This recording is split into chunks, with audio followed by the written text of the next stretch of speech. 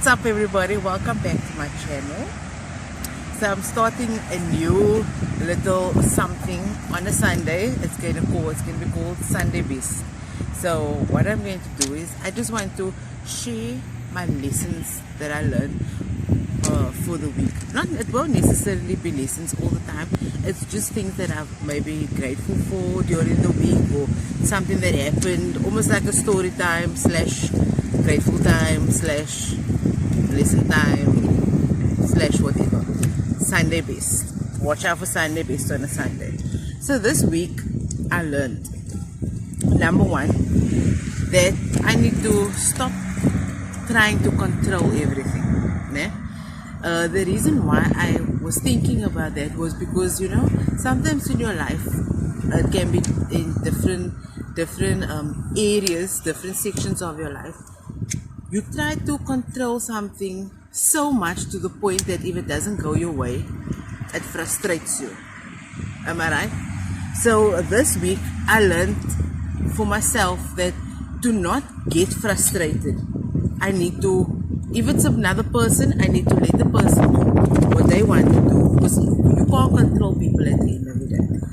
If it's a situation that is out of my control, there's no need for me to get frustrated, even though, you know, I've also learned, before I carry on, I've learned that frustration is a habit actually.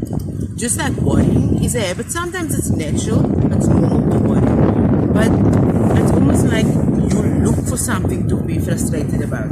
If your day isn't going the way it's going, you still might get frustrated now. Instead of thinking, okay, what was my responsibility? What was the reason that this day didn't go as I planned it? Did I wake up too late? Did I eat the wrong food? Did I not drink enough water? Did I go to the toilet? Did I, you know, there's many reasons why you look for that responsibility. Is what was my plan in it. So to overcome that feeling, to overcome that need to control a situation or a person, I decided to write down the things that I can control. So what I can control is myself. I can control my reaction. I can control my actions. I can control what I'm thinking. If my sister doesn't do something, like for example, now we had a small argument on our way here, and she decided to fly in front of me. And so immediately I'm like, okay, I didn't do anything wrong. I've just said what was on my mind, or what I thought the situation was, and she reacted in the way that she normally reacts. And I thought to myself, okay, so now I can either allow this thing to destroy my day and think lots of bullshit about my sister in my head, or I can be like, okay, maybe she's going through something extra. Maybe it wasn't even about the conversation that we had. I don't know, maybe she's going through something personal. So I let her fly, because she's got wings. So I let her fly in front of me, because we were on our way somewhere. And I collected my own thoughts, and I was like, okay, I'm not going to let this get to me. I'm going to go and do what I plan to do at the place. You can see we are in the garden, what I plan to do. And then, yeah, my trail of thought, you can control your trail of thought, what you say, how you react, where you go, and how you feel about everything. Né? You can give yourself maybe 30 minutes, an hour to vent, to be frustrated, to swear at the person, to swear at the situation, but then come back and be like, okay, so what do I do next? That was lesson number one. Excuse me. And then I also learned it this week. I learned it. I also learned this week that that just because everyone else is doing it doesn't mean I have to do it. So whether it's family or friends or work related, just because someone else decided that this is right for them, or that they want to do this or that doesn't mean I have to do it as an obligation. If it doesn't resonate with me, and if I just, like, I can feel my soul, my body, my mind, I don't want to do this thing, I don't need to do it. And I want you guys to take that upon yourself also. If you feel like you don't want to, It doesn't matter what it is, whether it's your boyfriend, your girlfriend, your best friend, your auntie, your uncle, your mommy, your daddy, granny, whatever.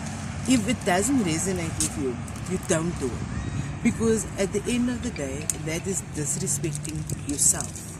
Amen. It's disrespecting you. Because now you're putting someone else's feelings above yours. You're putting someone else's importance above yours, when your importance should be the first thing that you think about. Because how can you, and in the week we're going to do something about self-love, né? But how can you love someone else, or how can you share love with someone else if you don't consider yourself and your feelings first? So just because someone else is doing it, it doesn't mean that you have to do it, né? And then thirdly, success, prosperity and wealth doesn't always mean that it's a lot of money.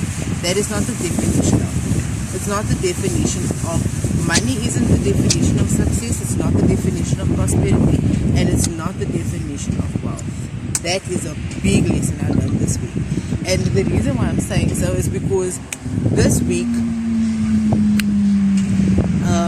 I didn't have a lot of ching-chings this week, but I was happy.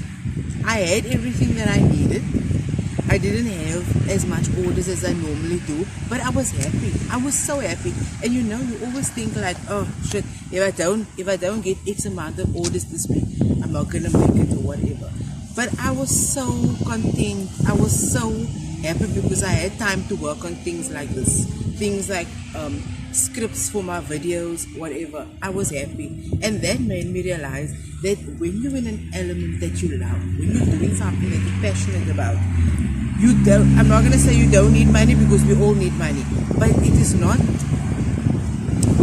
the core of everything. Happiness and love is the core of everything, and when you're doing what you love, the money will follow. Fourthly,